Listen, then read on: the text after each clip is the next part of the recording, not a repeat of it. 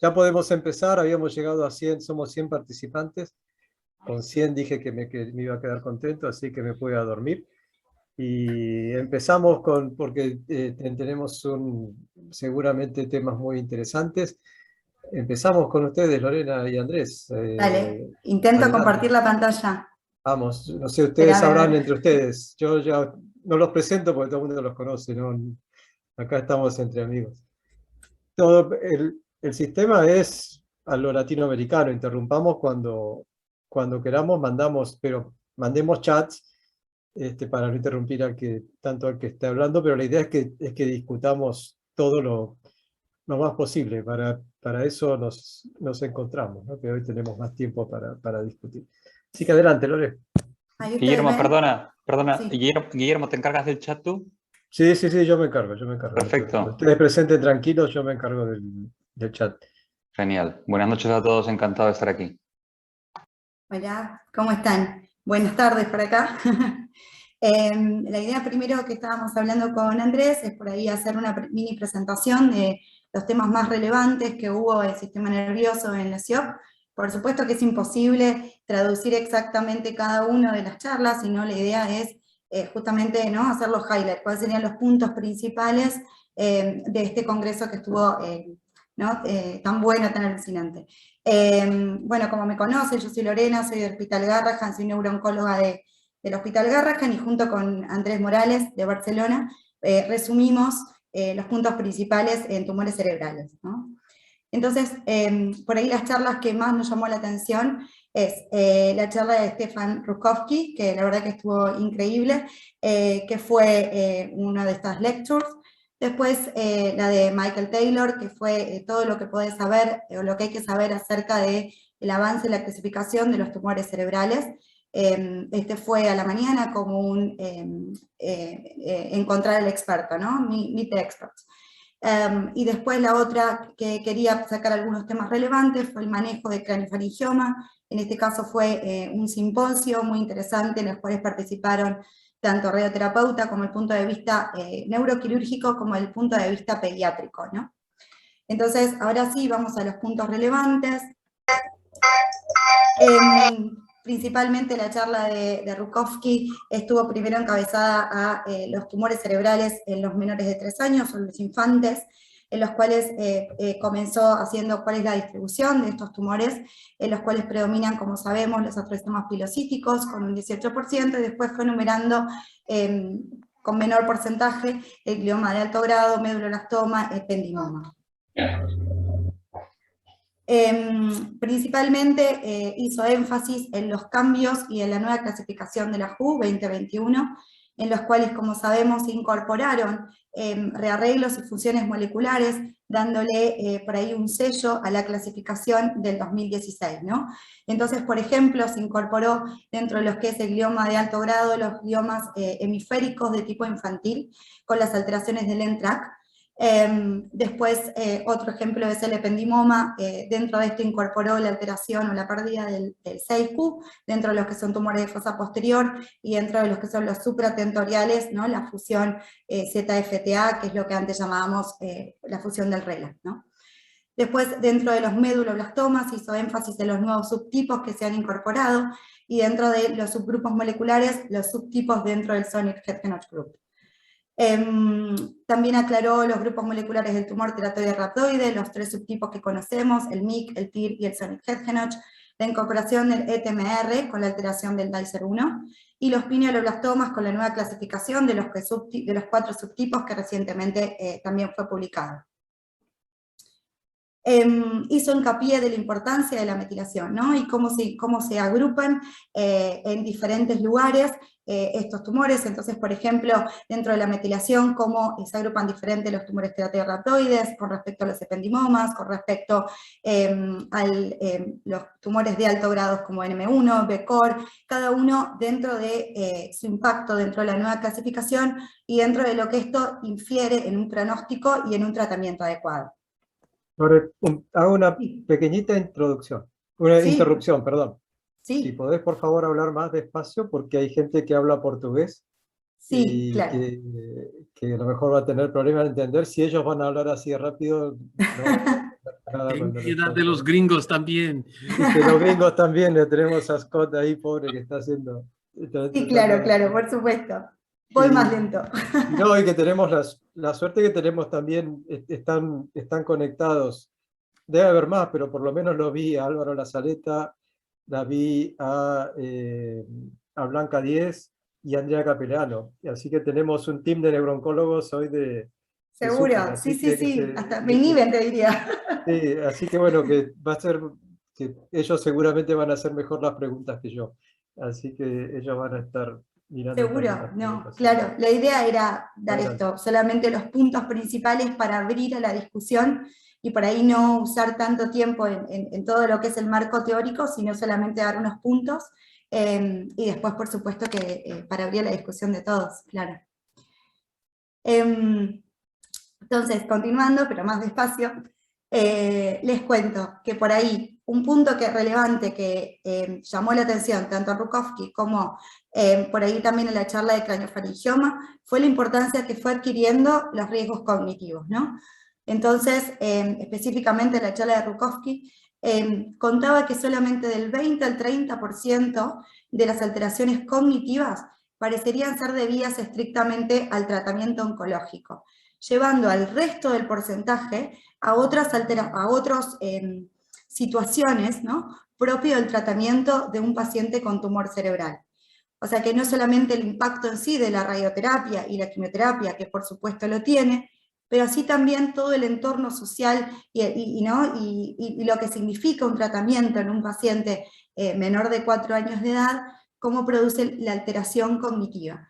Y por ahí llamaba la atención el énfasis o el cuidado o la atención que se está llevando ahora en esto, de los efectos adversos a largo plazo, ¿no?, los trastornos cognitivos o efectos adversos a largo plazo. En el gráfico, volviendo a los trastornos cognitivos, hizo mucho énfasis en lo que significa la radioterapia en los menores de 4 años, como el IQ, ¿no?, el coeficiente intelectual, disminuye y se ve alterado, se ve dañado por la radioterapia en los pacientes pequeños, ¿no? Entonces así comparó y mostró cómo la radioterapia craneoespinal afecta en forma considerable, y por eso por supuesto que se trata de evitar en los infantes, pero también así la radioterapia local también lo afecta, en menor medida, pero afecta, y también el mismo tratamiento oncológico, como les venía contando, también afecta el IQ final del paciente. En este slide hizo énfasis en los nuevos subtipos del Solid Head Genome Group dentro de los meduloblastomas infantes, ¿no? Como vimos en diferentes papers donde mostraban los resultados de los protocolos hechos, vimos que existen 2 subtipos con diferente pronóstico, incluso hizo énfasis en que este pronóstico cambia según el tratamiento que ellos reciben. Y hizo la presentación, por ahí que estaba muy contento, entusiasmado, como primer estudio transatlántico, ¿no? Va a ser el primer clinical trials en medulloblastoma en infantes, en los cuales lo va a hacer es randomizar lo que es el HIT y lo que es el Head Start. Él aclaró que no piensa encontrar diferencias en cuanto a la sobrevida, o diferencias en cuanto a sobrevida libre de progresión, sino que infiere que va a ser semejante, pero sin embargo quiere ver cuál se afecta más los efectos adversos a largo plazo, específicamente el IQ, y así poder, si fueran semejantes, después elegir con tranquilidad en cada uno donde está, cuál sería el esquema más apropiado para el lugar en el que pertenece, ¿no? Sí, y es el primer estudio que va a ser la CIOP, junto con el COG, en forma transatlántico dentro de lo que es medulloblastoma en infantes. La verdad que se lo veía muy entusiasmado con este proyecto, también dio detalles, estuvimos en la mesa de Young Investigator, y él también hizo mucho énfasis y muy entusiasmado en este nuevo protocolo. Rutkowski fue por los diferentes protocolos que están utilizando en infantes, la idea es que fue por todo, fue explicó teratoides rhabdoides, explicó pinealoblastoma, y explicó específicamente cómo los avances moleculares y la biología molecular hizo que difieren, ¿no?, los tratamientos y los pronósticos. Acá solamente mostrarles un ejemplo de estos avances moleculares, un glioma de alto grado que tenía la fusión del NTRK, y los cuales pudieron implementar terapia target, y con esto muestra buenos resultados, ¿no? Una excelente respuesta, con una mínima o menor morbilidad que tendría un esquema de glioma de alto grado sin esta fusión o en chicos más grandes.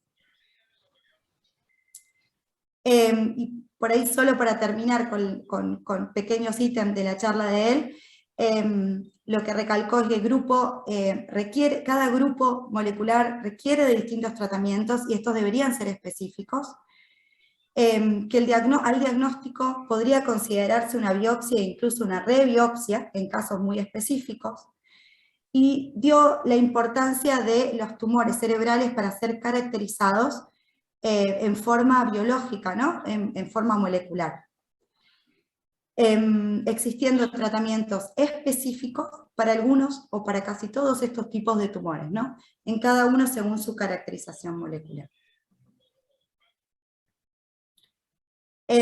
No sé si quieren comentar algo primero de esta charla, o sigo con algunos ítems de la charla de Michael Taylor, Andrés o Blanca, todos los que están. Por ahí sería mejor que presenten todo y después discutamos, para Dale. hacerlo más fácil. Pero es mi opinión, por ahí otros quieren discutir ahora.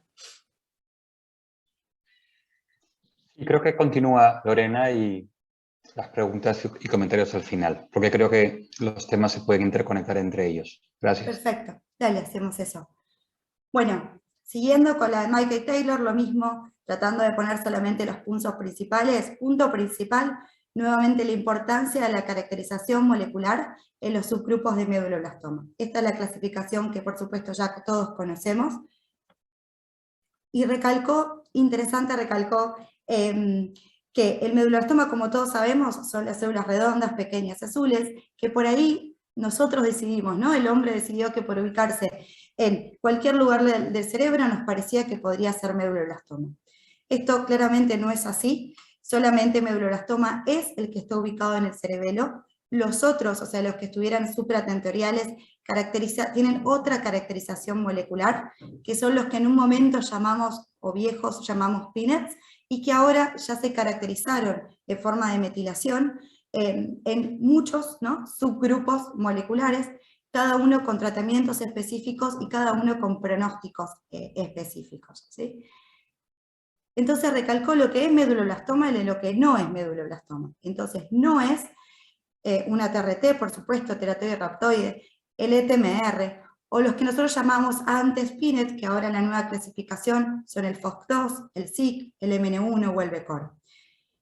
Y sí es medulloblastoma los que son tumores embrionarios, redondas pequeñas azules, ubicados solo en el cerebelo. Incluso hizo hincapié del subgrupo molecular WNT, que en realidad, como sabemos, tiene otro origen, inclusive parece tener un origen más, ¿no?, de tronco cerebral. Entonces, que si bien por ahora sigue estando dentro de la clasificación de medulloblastoma, estaría ahí como de prestado, llegó a decir en un momento, porque el origen no sería propio en sí del cerebelo, sino más bien del tronco cerebral. Entonces, haciendo hincapié en los subgrupos moleculares, ya muchísimos papers, y los volvió a mostrar, nos hablan de que tienen pronósticos distintos, ¿no? Entonces, diferentes protocolos instaurados, y en todos muestran con diferentes pronósticos según grupo molecular. También el subgrupo molecular tiene injerencia e influye a la hora de la cirugía, ¿no? Como sabemos, un tumor WNT, los cuales tienen un pronóstico excelente, que hablamos casi del 100%, donde sabemos que invaden, e incluso que siempre el neurocirujano dice, es difícil, queda pegado en el tronco cerebral, porque incluso el origen parecería estar en el tronco cerebral, son los que quizás con una sobrevida del 100%, podríamos decir, en ese no hace falta o no deberíamos llegar a tener mayor morbilidad por una exitosa, ¿no?, o por una 100% de resección. Entonces el subgrupo también guía el grado de resección. Después, alteraciones moleculares como el P53, la mutación, también tiene injerencia según el grupo molecular. El TP53 en un paciente que tiene WNT, sabemos que no es lo mismo y que no tiene la misma relevancia que la alteración del P53 en un paciente que es Sonic Heterogeneous. Entonces, alteraciones moleculares también relacionadas o metidas dentro del grupo molecular. El grupo molecular también tiene injerencia en lo que sería localización de la recaída, tiempos de la recaída y subtipo de recaída. Sabemos que el grupo 4 recae más tarde, sabemos que el Sonic Heterogeneous recae más en fosa posterior, o sea, en forma local, ¿sí? Entonces, también influye en tiempo y lugar de recaída y tipo de recaída. Lo mismo los que les conté con respecto al grupo 4, es una recaída que sabemos que es tardía, y sabemos que incluso en la recaída tienen mayor sobrevida libre de progresión y mayor sobrevida global posterior a la recaída.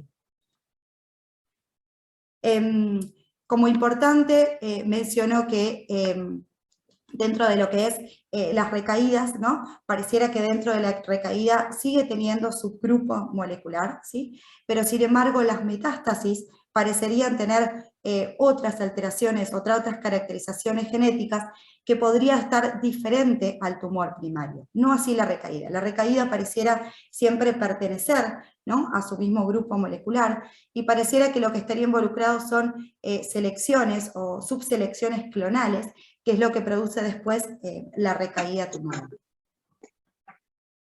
Y ahora sí, esto que me pareció novedoso, y por ahí, si bien a nosotros nos parece difícil de poder implementarlo, saber que se está haciendo está bueno, saber que no solamente el diagnóstico es por tejido, ¿no?, por una biopsia estereotáxica, sino que también la podemos buscar en líquido cefalorraquídeo, y también la podemos buscar en sangre o en plasma, ¿no? Y por ahí esta novedad de quizás buscar enfermedad mínima residual, ¿no?, o cada vez pareciéndose más a lo que es una leucemia, ¿no?, en cuanto al pensamiento de buscar enfermedad mínima residual, y buscar alteraciones moleculares, por ejemplo, como están haciendo los gliomas de alto grado, con la K27M, o con la mutación del BRAF, que se busca tanto en líquido cefalorraquídeo como en plasma, e incluso se busca qué pasa a través del tiempo y a través del tratamiento dirigido.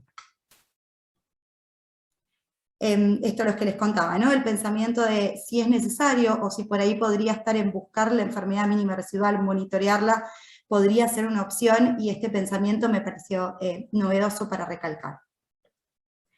Esto solamente mostrarles que lo que están buscando es cuál sería, ¿no?, el diagnóstico de la célula progenitora, de la célula inicial. Entonces, encontrando esa célula inicial, uno podría quizás influir y dirigir directamente sobre la célula inicial tumoral, ¿no?, la primogénita, como para poder hacer una terapia más dirigida, e incluso por ahí distorsionar, ¿no?, la evolución natural o la evolución de la enfermedad. Y el concepto de biomarcadores los dividió en 3 tipos: biomarcadores específicos, que van a ser de un tipo biológico de cáncer, ¿sí? Por ejemplo, dio el ejemplo de la mutación de CTNNB1 en el Winning.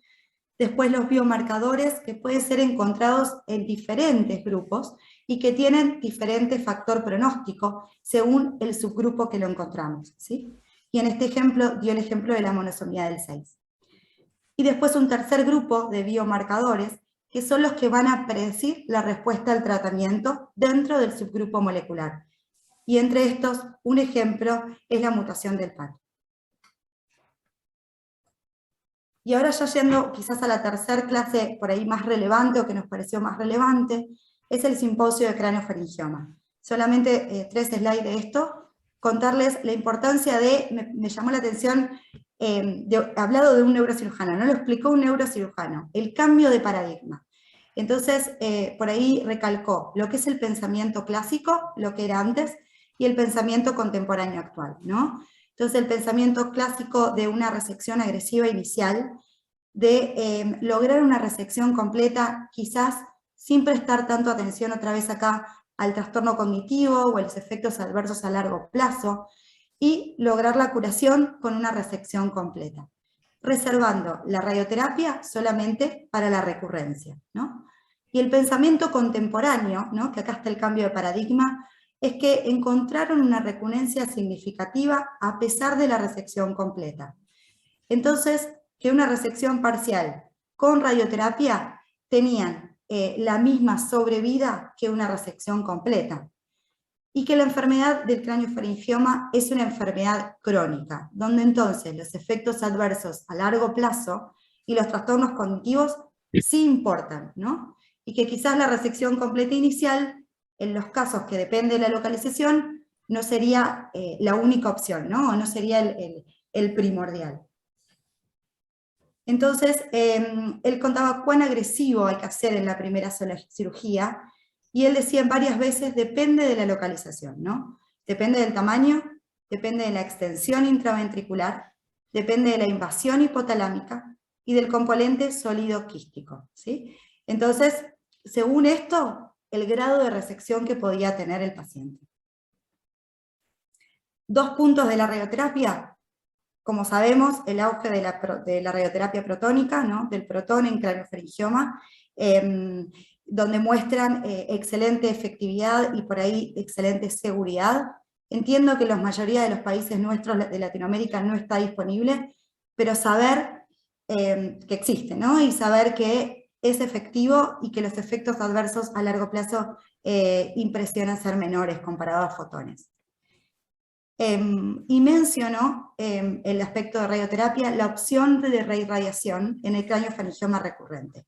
Por supuesto que no como primera opción, por supuesto que siempre tratando de evitarlo, pero estando que puede ser una opción en el caso de recaída frecuente, si bien la experiencia es limitada, y el paper por ahí que mostró, y el que más se sabe es el paper de Derek, ¿no?, de Toronto, del SickKids, donde presenta 4 pacientes que presentaron reirradiación, y en esos 4 era una opción terapéutica efectiva y segura.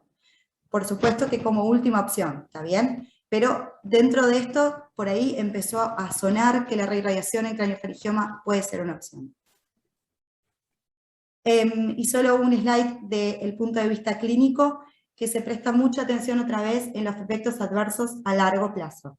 Entonces prestó atención en el paciente después, en el dolor de cabeza, en el daño visual, en la disfunción endocrinológica, obesidad hipotalámica y en los desórdenes del sueño, como la apnea obstructiva o la narcolepsia tipo 2, ¿no? Otra vez la mirada a los efectos adversos a largo plazo. Entonces, ya para redondear y abrimos a la discusión, puse por ahí solamente digamos, las conexiones de estas charlas. Rutkowski y Taylor por ahí daban mucha importancia nuevamente a la clasificación molecular, tanto para el diagnóstico, para el pronóstico, para el tratamiento, y puse y más, porque la verdad que hasta el patrón de recaída, ¿no?, hasta saber los rearreglos moleculares dentro de la caracterización molecular también influyen. Me parece que ambos basaron sus charlas en la caracterización molecular de los tumores cerebrales. El equipo de craneofaringioma, el cambio de paradigma fue lo que más llamó la atención, y que quizás es algo que uno puede implementar y que por ahí podemos empezar a implementar. Y finalmente, Rutkowski y el equipo de craneofaringioma, otra vez, la relevancia del efecto adverso a largo plazo, la relevancia de los resultados cognitivos, ¿no?, y cómo tratar de evitarlos o por ahí de pensarlos, ¿no? Bueno, esto era por ahí como para terminar y como para abrir un poco a la discusión. No sé si Andrés querés empezar o quién quiere empezar. Gracias, Lorena. Si les parece, Guillermo, empezamos con alguna pregunta que te parezca provocativa o interesante del chat. Sí, bueno, por ahora en el chat ha habido más que nada palabras de felicitación y saludos. Sin embargo, creo que bueno, es el momento de ponerse a hacer las preguntas. Yo si quieren empiezo, no sé también si no podemos también darle a Blanca, creo que también está Fabiana Lubiñé, sí que tenemos bastante gente que está en el tema.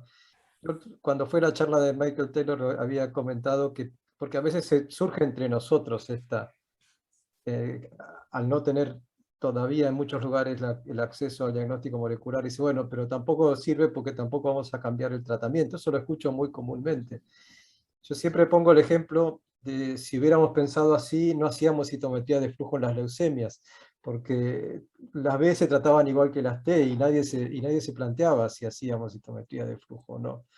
Creo que es un momento, es un lugar a donde hay que llegar, porque si no, no vamos a poder entender lo que le va a pasar a los pacientes, no vamos a poder trasladar lo que generan los grupos cooperativos a nuestros propios pacientes. Creo que es algo que no tenemos que desestimar porque no podamos hacer. Creo que es algo a lo cual nos costará, como nos costó la enfermedad mínima en las leucemias, como nos costó el trasplante no relacionado en las otras enfermedades, pero creo que lo tenemos, hacia ahí tenemos que ir.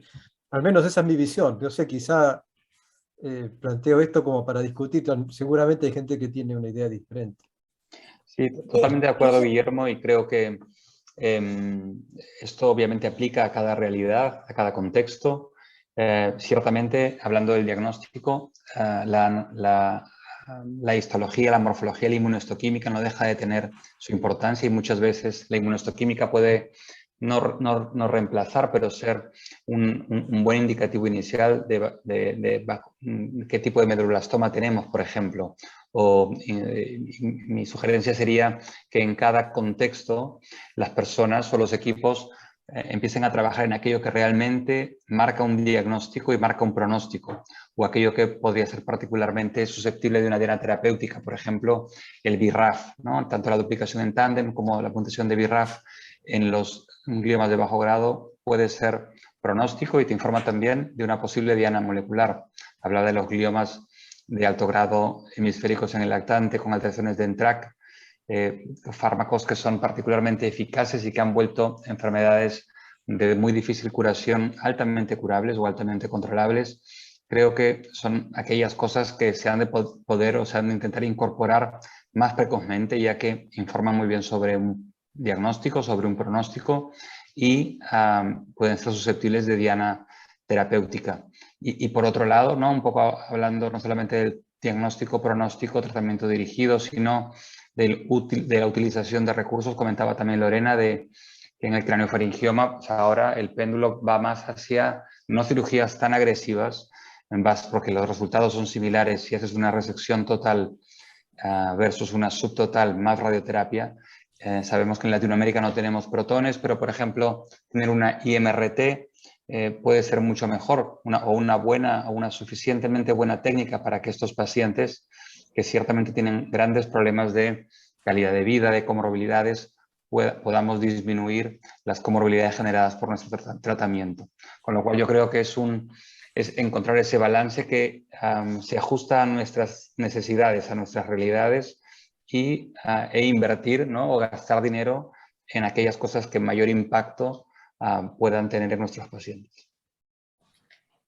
Yo, si me dejan, quisiera hacer un comentario con esto, que creo que es súper importante tener un buen diagnóstico, no solo histológico, sino con biología molecular de todos los pacientes, incluyendo los craneofaringiomas, porque sabemos que los craneofaringiomas, sobre todo los de adultos, pero algunos pediátricos, pueden ser pasibles del tratamiento con inhibidores de BRAF cuando son papilares. Es raro que pase en pediatría, pero puede pasar, y que los que conocemos más, que son los antinomatosos, tienen el WNT, están o sea, tienen mutaciones en el WNT. Entonces, y que además tienen expresión de citoquinas que se pueden tratar. Por eso es importante a veces el interferón intraquístico, de lo cual no se habló nada esta vez en SIOP, digamos, en esta reunión de craneofaringioma. No hubo una posibilidad de tratamiento médico, que muchos pacientes pueden beneficiarse con el tratamiento médico con drogas, digamos. En este momento lo que más se usa es el interferón, pero van a aparecer otras, sobre todo si va a haber inhibidores del WNT.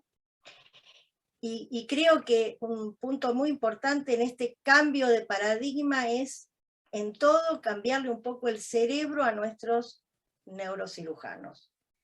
O sea, con patologías que son de muy alto grado, ya están como acostumbrados a que el paciente va a hacer tratamiento, nadie plantea, ningún neurocirujano se plantea que un meduloblastoma lo va a tratar solo, pero los gliomas de bajo grado todavía, en esta época, hay neurocirujanos que mandan a los pacientes a irradiar y no pasan por los servicios de oncología pediátrica en el interior del país, en la Argentina, y supongo que en Latinoamérica debe pasar frecuentemente. Los consideran como tumores que no requieren del oncólogo pediatra.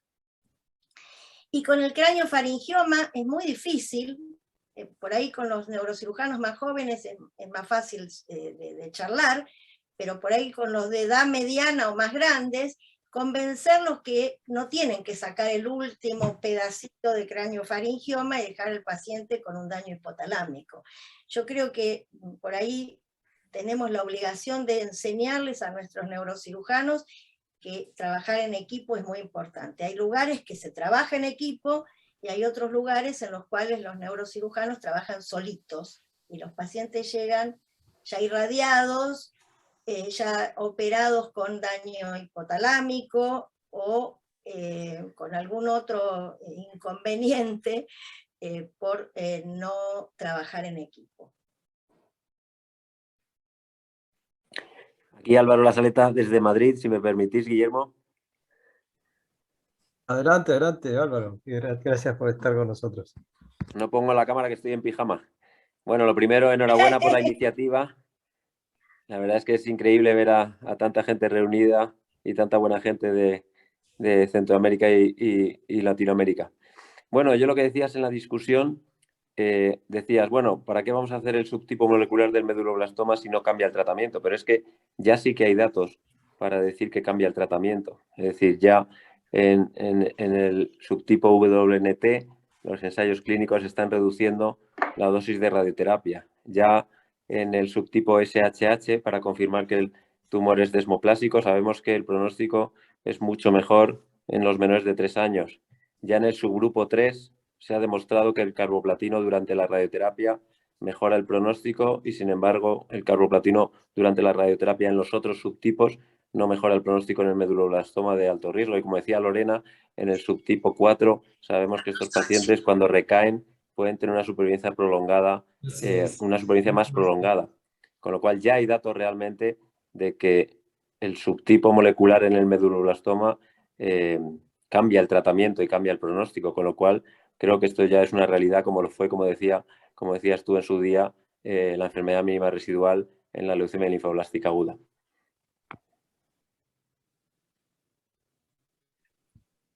Sí, excelente, comparto 100% lo que decís, Álvaro, totalmente de acuerdo, ¿no? Y creo que cada día va a cambiar más, y cada día va a ser más importante, y tenemos que tratar de, mientras mejoramos todo lo que hacemos, tratar de subirnos a ese tren también.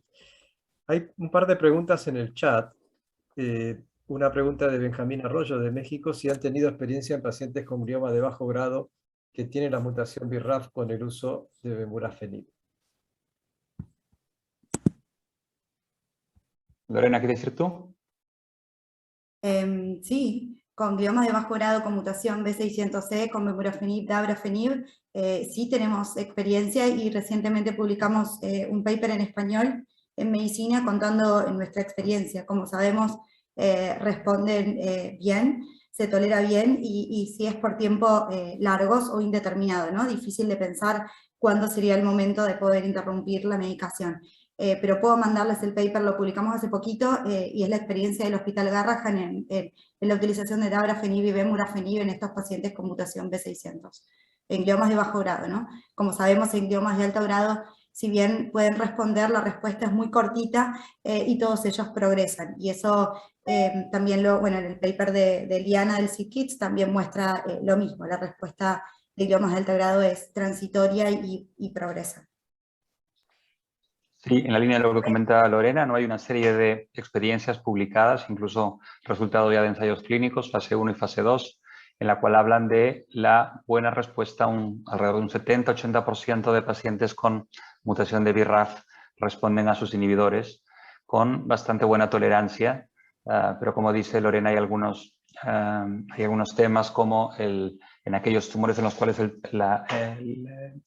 resto no se acaba de marchar, durante cuánto tiempo tratarlos y luego toxicidades a mediano y largo plazo. Hablando del mismo tema con inhibidores MEK, en aquellos casos en los cuales hay duplicación en tándem de BRAF, son fármacos un poco más sucios, inhiben toda la vía, con lo cual se toleran un poco peor, pero los resultados también son buenos, aunque tardan un poco más en dar respuesta. En pacientes con mutación de BRAF que son refractarios, estamos viendo si combinaciones de un inhibidor de BRAF con un inhibidor de MEK u otras combinaciones pueden tener mejores resultados. Pero en monoterapia sí que hay excelentes resultados. Palma nos pregunta sobre un tema que también habló Lorena, el tema de la biopsia líquida. La biopsia líquida en líquido cefalorraquídeo, en plasma también, pero hay más datos. En líquido cefalorraquídeo hay muy buena experiencia y tenemos pacientes con sospecha de DIPG o glioma difuso de línea media con la mutación de K27M en los cuales no se ha hecho una biopsia, porque como bien sabemos, no es necesaria o indispensable una biopsia para este diagnóstico. Hemos podido detectar DNA tumoral libre en líquido cefalorraquídeo a través de una droplet PCR. Esto aparentemente depende de dónde cojas el líquido para aumentar el rendimiento, y líquidos que se recogen a través de un drenaje externo al momento del diagnóstico, si hay hidrocefalia, por ejemplo, tienden a ser más ricos en este DNA libre y el rendimiento aumenta. En BRAF V600E no hemos sido tan exitosos en detectarlo en líquido cefalorraquídeo, con lo cual la mayor experiencia que hay es en K27M. En médulo y en otros tumores embrionarios o en otros tumores cerebrales es más difícil hacer esto porque no tienen una sola alteración genética, ¿no? Si lo planteáramos en medulloblastoma, por ejemplo, al menos a través de esto o a través de esta prueba, de esta droplet PCR, no sería factible hacer esto, pero esperamos de que esto sea una realidad o que se consolide como una técnica diagnóstica y sobre todo de seguimiento del tratamiento en líquido cefalorraquídeo y en un paso posterior en plasma, ya que por razones obvias es mucho más accesible.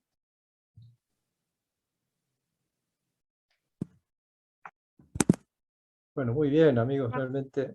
No sé si hay algún otro comentario más, así. Guilherme? Sí, Andrea, adelante, claro. Olá, olá. Olá Hola. a todos. Me escutam? Tudo bem? Se Perfecto. escucha perfecto. Ah, muito bem. Vou falar em português porque Claro. estamos entre brasileiros e... Devagando. En portugués, devagando. Sim. Não, queria parabenizar a vocês porque foi excelente a apresentação. É muito difícil apresentar tantos temas em tão pouco tempo e foi excelente. Eu queria só reforçar em relação ao craniofaringioma, como a Blanca comentou, de fato, não foi falado absolutamente nada sobre as lesões císticas e a utilização do catéter de Ommaya e, nos dias de hoje, alfa-interferon no tratamento desses pacientes.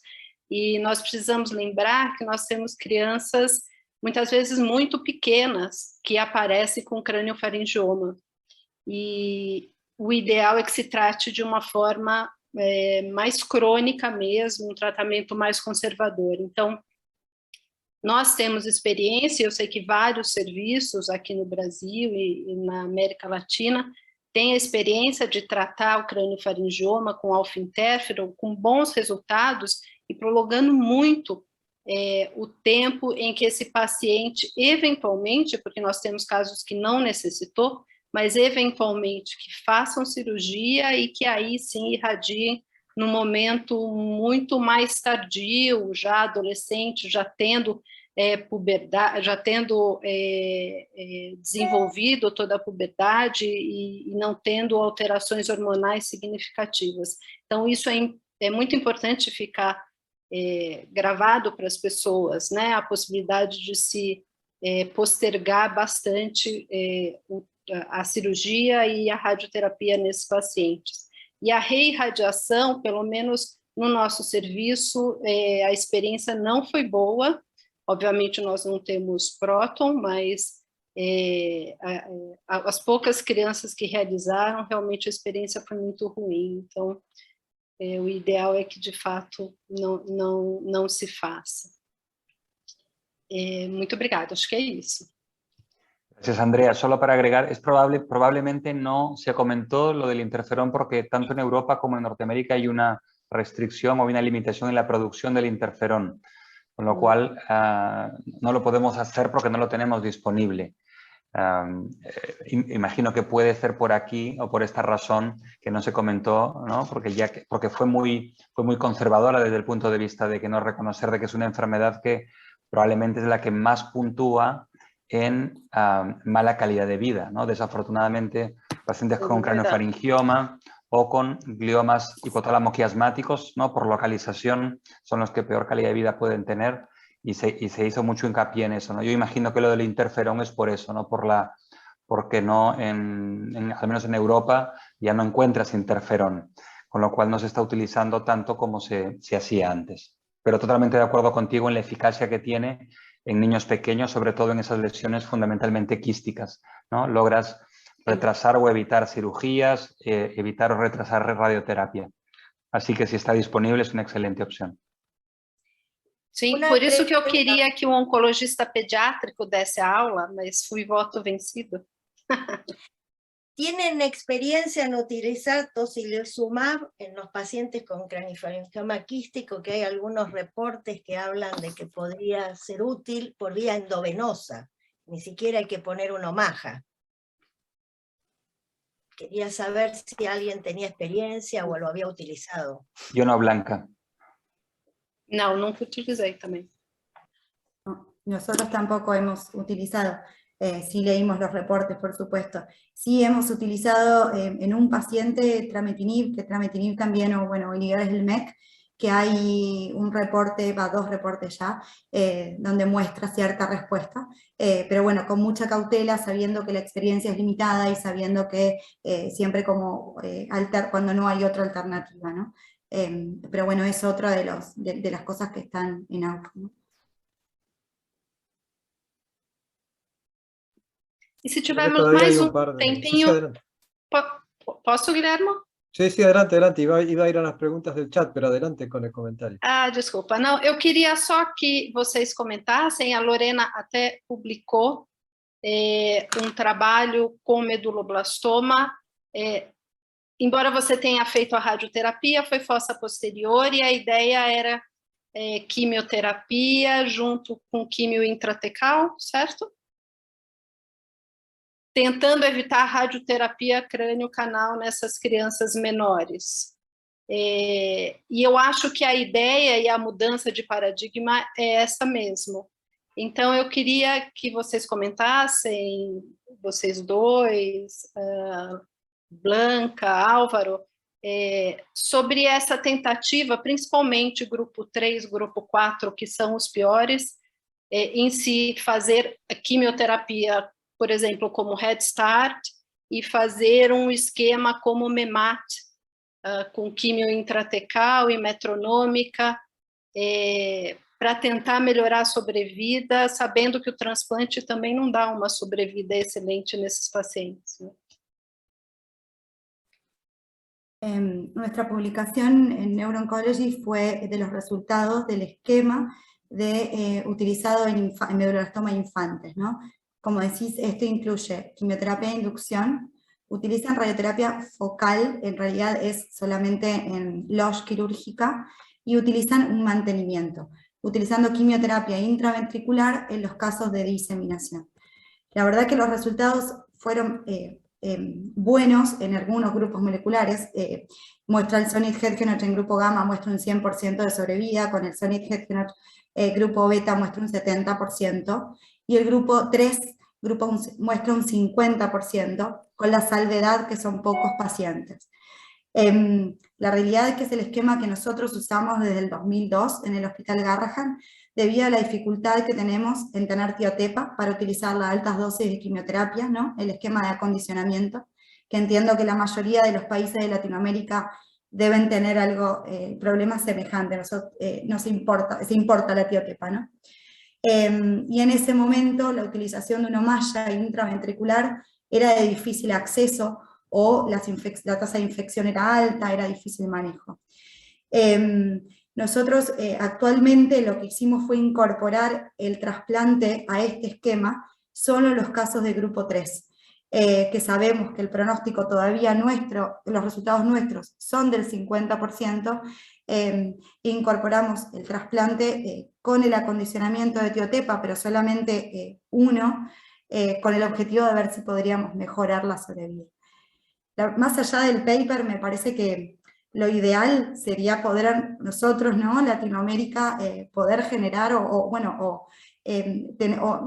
hacer un tratamiento semejante en todos los países que tenemos problemas o que no podemos conseguir tiotepa o que no se puede, ¿no? Creo que los resultados fueron buenos. Por supuesto que el trastorno cognitivo es equiparado con el ependimoma de fosa posterior, que sabemos que tiene, a pesar de ser radioterapia en lecho quirúrgico, el IQ se afecta, ¿sí? Pero la sobrevida y los resultados que tuvimos fueron alentadores. Bueno, ya tenemos el primer protocolo Gallup que sale de acá. Encantada, Guille, ¿sabes? Encantada. Vamos, la Sim, reunión de porque Gallup já es a fin de mes. estamos fazendo no Brasil, estamos planejando um protocolo dessa forma. Então, poderíamos incorporar e fazer para todos, ¿no? Claro, aunque no hagamos exactamente lo mismo, podríamos tener una plataforma, digamos, de incorporación de datos, de estratificación de pacientes, cuestión de que quizá después uno puede comparar resultados de distintas ideas en los distintos países, pero con una misma plataforma y digamos, poniendo todos los datos en una misma base de datos. Ahora que está el REDCap, uno puede hacer esto relativamente fácil, y entonces sería quizá una randomización por país de acuerdo al protocolo que cada uno pueda hacer, tratando de que, digamos, puedan ser comparables los datos, digamos, si uno tiene una plataforma común. Ni siquiera tenemos que ponernos, digamos, de acuerdo en el tratamiento, solo en los lineamientos, digamos, para poder tener algún resultado, sería muy importante.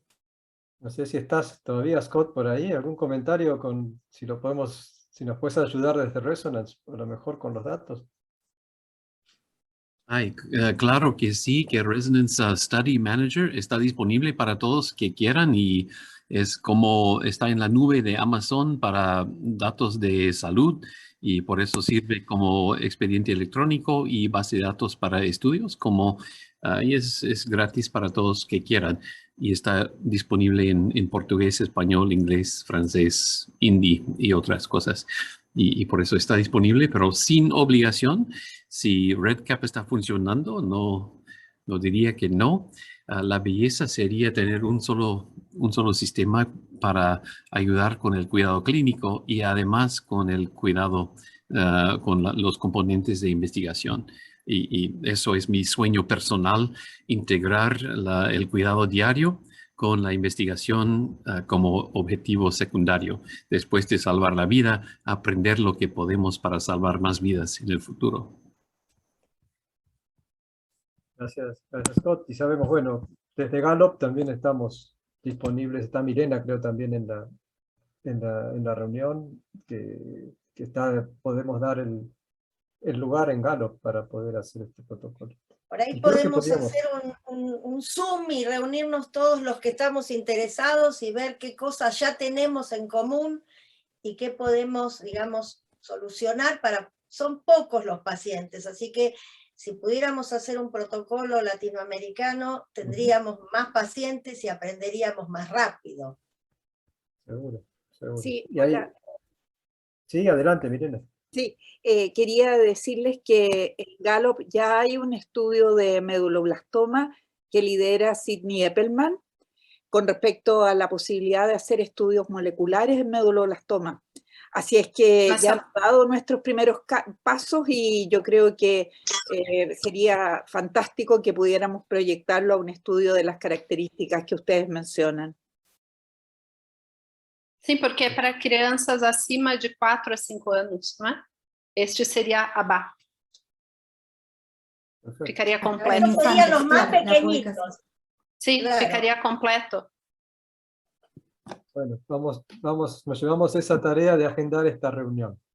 La Bueno. próxima va con esto. Bueno, creo que podríamos estar hasta las 11 de la noche, pero tenemos que pasar a los osteosarcomas, porque pobres están ahí ya también esperando, seguimos discutiendo. No sé si les